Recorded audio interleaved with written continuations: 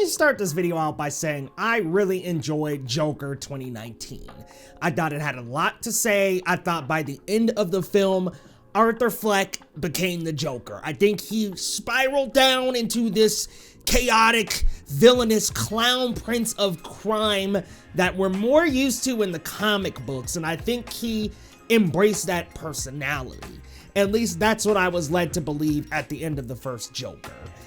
However, we get to the second Joker, and we basically hit the reset button. So I'm gonna preface this review by saying that, and also by saying this is the very first review I think I've done that's going to be more like a rant. I'm gonna just put that out there and preface this by saying I did not like Joker 2. I had a lot of issues with the film. But you know what? Before I dive into those issues, let's go ahead and talk about the things that actually did work in Joker 2, because there were some things that actually really did work. And first and foremost, I just want to say, as a big little monster, I really enjoyed Gaga's performance as Lee. Now, this is not the Harley Quinn that we're used to. It's very different. Todd Phillips did say that in an interview. Very different Harley Quinn. And you can tell this is a different Harley Quinn that really symbolizes the people that want the Joker. And she is essentially like a walking embodiment of those people who support Arthur Fleck being the Joker. So I think that she actually plays a really good character. Unfortunately, I do think she's underused in terms of being a Harley Quinn. We do see her show up at the court scenes. We do see some exchanges between her and Arthur. But I think in terms of the Harley Quinn we're used to, I'm not even counting Margot Robbie. While I really loved her portrayal, I'm just talking the character in general.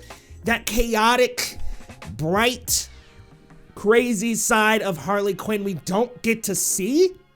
So I thought it came off as minimizing Gaga's role a little bit, down to just kind of showing up for the court scenes and being a part of a lot of the songs. So I think that she was underused a little bit, but I really enjoyed her performance. Joaquin's performance, good again. I thought with what they had out of the script, they did a really good job with what they were given.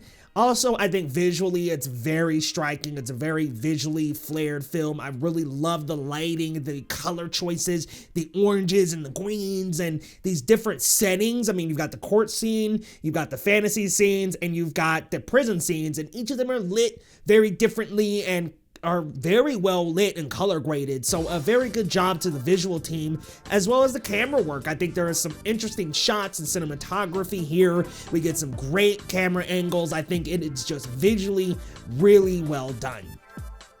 So let's go into the rant, guys, because I'll be 100% honest with you. There's a lot that I didn't like about Joker. I alluded to this at the beginning of the review. Unfortunately, at the end of Joker 1, I thought he embraced the Joker personality, but we start over. Arthur Fleck is being bullied by the prison guards, and then he's going through this court trial, and we're building all the way up yet again to the Joker transformation. I'm like, didn't we do this in the first film? I feel like this is a rehash. At least this portion of the movie is a bit of a rehash on the first film. We already got that character transition from Arthur Fleck to the Joker. So why do we need to go through that hoop one more time? I thought that was a little bit pointless. I thought we should have started the movie and he should have been embraced in the Joker personality. But we get to that point. We get to that point anyway in the film. But the court scenes, I gotta admit, guys, I'm sorry. The court scenes were so boring, which is very rare for me to tilt over in the movie theater and almost fall asleep. But these court scenes had me tired, and I wasn't even tired that day. They had me tired, y'all, and I was nodding off, and I shouldn't have been. Man, I was bored by the court scenes. I think that they were overlong, and we were told this was a musical, right? And it definitely can be. It definitely is qualified as a musical, because in the fantasy settings, Joker and Harley sing together, dance together, and things like that. I feel like they were either undercooked or overlong. You had some songs that were dragging on and on and on, and then you had some scenes that just kind of like went in and out. And not to mention, I would say most of the songs from Gaga's companion album made it in, but not all of them. And I loved that companion album, and so when I didn't get my good morning from Singing in the Rain. I was pretty upset. I really wanted that song, and she's, instead of using certain lines from Singing in the Rain, she's like replacing it with like the prison stuff. I was like, oh, I thought we were gonna get like a good morning prison sequence. Not really. And then the few musical sequences that we do is clearly them in fantasy, and that's cool and all, but it just falls apart and feels half-baked. Part one, due to the fact that, like I said, some of them were overlong, some of them not long enough. And then I'm sorry, Joaquin Phoenix, the vocals were not good on his end. Lady Gaga, for the most part, was singing great. There were a couple scenes, though, that were a little scratchy. I wonder if they wanted her to maybe kind of have the vocal fry type effect, where it's like, okay, you know, been in prison, haven't really been singing, maybe we got the vocal fry going on. And so I think some of that was the reason why some of the Gaga stuff was a little rough, but I don't think there was one point in the movie where I was like, wow, Lady Gaga sounds bad. I just think there was like some vocal fry mixed in there that just didn't quite work with some of the songs. So the music itself, this jukebox musical I thought I was gonna get, didn't turn out to be a jukebox musical at all. It turned out to be mostly a court procedural drama and then a little bit of musical fantasy going on the side. The court scenes were so long. And Harvey Dent, I mean, listen, I know that he's arguing against the Joker, but man, he just didn't have an ounce of charisma. I mean, this guy was just kind of a douchebag, and I know that he's against the Joker here. Maybe they kind of have him in this like kind of villainous through this lens type of role, like he's the antagonist to Joker's story, but he is a lawyer who's fighting against this terrible man. However, I just didn't really get the charisma. I didn't really get that Harvey Dent that I got from The Dark Knight, which we'll get to that in a second. But I didn't get that same kind of like, this guy could be like the savior of the city. I mean, even Bruce had said that in The Dark Knight. Like, this dude is somebody I could trust, somebody I could entrust the city to. But man, we didn't get that kind of charisma from Harvey at all. So I just thought that character was very flat, pretty one-dimensional. Didn't really like that character. Really wanted more Gaga in that lead role. We get to a certain point in the story, and this is where I'm diving into spoilers, guys, because this is a spoiler review. You saw in the title. We get to a certain point in the court procedurals where Arthur finally, once again, embraces that Joker personality, which is what I thought was happening at the end of the first film. I thought that was, hey, Arthur has become the Joker.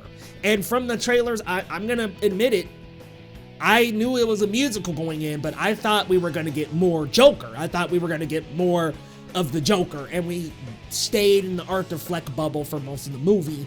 He finally makes this transition into Joker. Something happens in the film, and then he becomes Arthur Fleck again, and basically admits to the murders and everything, and murdering his mother, and says, I'm not the Joker, it was me, Arthur Fleck, I'm the one that did it. And that is just the biggest middle finger to your audience, like to the people who watched that first one and loved the first one, even though it was chilling, it was shocking, it was frightening to see this man make this kind of change into something destructive. We went away from that for a lot of the movie and then get back to it, and then he basically says, that's not me, I'm Arthur Fleck. And I was like, well, what was the point of the first movie and most of this movie? Because I thought the first movie was you transcending into this Joker character, and then this movie doing the exact same thing with musicals and court procedurals, only for him to say that he's not the Joker and not embrace it like he did at the end of the first film. And I just thought, oh, wow. Okay, so anybody who enjoyed the first one, and even if you were on board in this one, it kind of just feels like a big FU to the fans of this little corner pocket of the DC universe. And I thought, wow, what a way to just completely topple over the things you built up, only for this man to, most of the way through the second movie, say that he's not the Joker. I just thought that was such a weird creative choice to make it into him not into the Joker. And it brings up the question of, should this even have had a sequel in the first place? And in my opinion, even when Joker Folie was being tooled and talked about and greenlit. I was just like, why? Why do we need a Joker sequel? I don't think we did. I think the first movie stood on its own very well. I think the first movie had a lot to say. Whether or not it said it clearly and well, it's up to your guys' opinion. But just for that to come back and say, oh, actually, yeah, I'm not the Joker. Why even make the sequel? Why? And then we've got this musical going on. We've got this court drama going on. Why? Like, why? Why even make a sequel? This was a $1 billion movie. This was a win for Warner Brothers. They should have pocketed that money, gave us Batgirl, gave us more DC stuff. We're getting the Robin's animated movie. Super excited for that.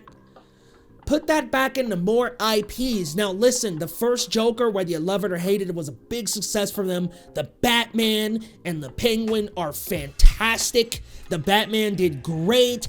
I'm like, how about we do some more kind of one-offs like that? Why not just pocket that $1 billion and say, okay, James Gunn, Peter Safran, we've got you guys doing the DCU. We've got Superman coming up. We've got all this. Okay, you know what? Matt Reeves, keep doing your Batman thing. How's about we have some kind of one-off villain movies? Let's just do like some one-off, like a Riddler. We did the Penguin series now, and it's great. Why don't we just do some one-off series, or one-off movies that are just like the Joker? I just don't understand why we had to do a sequel. I refuse to understand that. And if we did do a sequel, why not do a sequel that feels somewhat like a continuation of the first movie instead of starting over and being completely different? Now, I do applaud the creative liberties that were taken, because that was a big shot in the dark for Todd Phillips. But dude, like, I'm sorry, I'm getting twisted up here because I'm just in disbelief with Joker 2. So, okay guys, I said it in the title, I'm gonna talk about it. We gotta talk about that ending. Again, if you haven't seen it, you wanna see it, and you wanna wait, turn back around now, because we're talking about the ending. Like, what a weird misfire of an ending.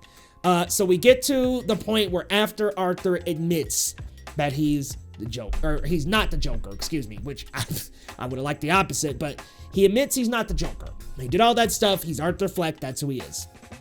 Lee is disenfranchised. After that, she's done. She doesn't want anything to do with him. She said, you let go of the fantasy. You're not the Joker. You're Arthur. I don't want Arthur. Okay. She was there for the Joker. After this, he's back in prison. He's taken to see a visitor. I'm sure that was probably just a plant, a ruse. There's a prisoner that's been around in the prison, and we've kind of gotten the shots of him. We've seen him communicate with the Joker a couple of times. This prisoner murders the Joker, like stabs him in the stomach many times, kills the Joker, starts laughing in a way that's reminiscent of a Joker we've heard before. Yes, Heath Ledger's Joker. It's a similar laugh, and then he starts slicing his mouth, starts slicing the smile into his mouth. So to me, it came off, and maybe this wasn't what they intended, but it came off as like, okay, that's the Heath Ledger Joker. He kills Arthur Fleck, and then once the Dark Knight comes around, that's who that character grows to be. What again, a huge middle finger to fans of this Joker universe. I thought this was supposed to be self-contained. And if that wasn't Heath Ledger's Joker, well, it sure did come off like it, because you've got the guy slicing his mouth up at the end, and that's the only Joker that's done that. I'm so weirded out by that ending. I just felt like, okay, we went through 2 movies with this guy. Basically, the first movie, we get to the end, he's the Joker, I've got the clown makeup on, I'm that dude, I'm destruction, I'm chaos.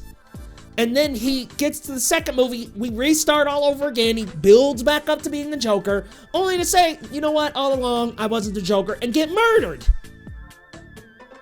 Like, what? Now, I had read, and this is maybe a little bit spoiler and rumor territory, but I had read it was actually going to be Gaga that kills him and becomes the Joker. Now, that clearly was not the ending. Maybe that was a test ending. I would have liked that ending more. Admittedly, I would have liked that more because we got her all throughout the film. That was what she was into. She was franchised into the Joker persona a little bit through the Harley Quinn. But man, I just to have like this dude who's barely like kind of in the movie a little bit, like walking around in the background, has a couple exchanges with Arthur, to have him kill him and then be like, okay, basically I'm the Joker. He's laughing, he's cutting the smile. I'm just like, what was the point of the two movies? What was the point? Listen, guys, I'm gonna be 100% clear with you. I really don't know what was up with this movie. I really wanted to walk out of a second Joker movie being like, wow, again, but this just came off hollow. It came out with nothing to say. It came out with not as big of a message as the first one, and I come out really not liking this movie. So, if I had to give a rating to The Joker 2, Joker Folie Deux, guys, I'm sorry, I'm going with the 2 out of 10. You know what? I'll bump it up to a 3 just because Gaga and Phoenix worked well with what they had. And the visuals are striking, the camera work was great, but man, there are just so many misses about this movie, guys. 3 out of 10, not good. I'm sorry, Warner Brothers. Listen, I'm happy we got James Gunn and Superman coming out because, wow, this was such a misfire. We got the Penguin running right now, which is great. We've got the Batman universe. The Batman was awesome, but wow, Joker 1 was phenomenal. Sorry, Joker 2, I don't know what happened. I guess what happened is they made it a musical and Todd Phillips probably didn't want to do a sequel. And they said, hey, we saw $1 billion, ka-ching, ka-ching, can we cash in? And no, and let's be real, that box office is tracking now, guys, to not look good at all. It's looking like it's going to look similar to The Flash, and that did not do well like they wanted to, but wow. Whew. Rarely do I ever make video reviews into a rant or a tangent, guys, but I just had to make this one into one because honestly, I really did not like The Joker 2 at all. Really did not like it. But y'all gotta let me know your thoughts down in the comments. I have seen some people who did like it, and I want to know if you liked it too. If you didn't like it like me, let me know your thoughts down in the comments. I love to get differing opinions on movies, so let me know. And if you're new to the channel, my name is Leo Rydel, and this is Geekly Goods, where we do reviews, reactions, and more. And we'll see you next time. Oh, hit that subscribe button for your boy, and we'll see you next time on Geekly Goods.